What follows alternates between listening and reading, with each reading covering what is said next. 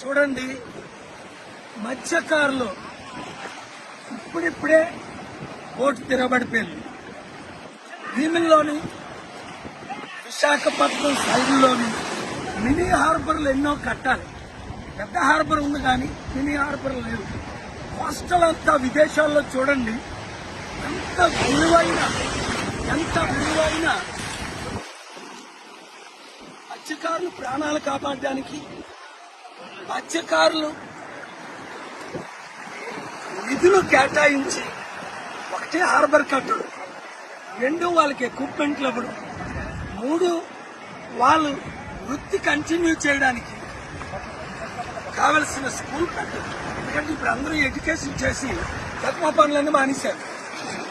కనుక విశాఖపట్నం ఎంపీగా నన్ను గెలిపించుకుంటే విశాఖపట్నం కోస్ట్ టు కోస్ట్ అభివృద్ధి అంటే చేసి చూపిస్తా. మత్స్యకారులకు, రైతులకు ఏం చేయాలో ఆర్థిక సహాయం, అన్ని విధాల సహాయం మినీ హార్బర్లో కట్టడం. ఖర్చు లేదు చెప్పండి, కానీ మీకు అర్థమైంది కదండి.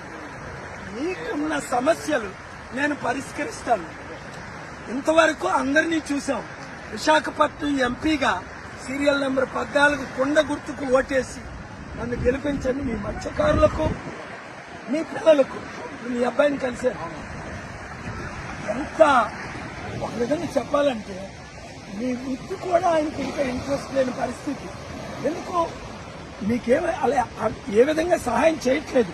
మొన్న 6 మత్స్యకారులు కేజీహెచ్ హాస్పిటల్లో ప్రాణాలు పోతుంటే కనీసం వాళ్ళు రక్షించలేకపోయారు ఈ గవర్నమెంట్. కనుక గుర్తుంచుకోండి, మీడియా అందరికీ షేర్ చేయండి. విశాఖ ఎంపీగా నన్ను గెలిపించారు, కొండ గుర్తుకే ఓటేయండి. జై కేపాల్, జై కేపాల్, జై కేపాల్.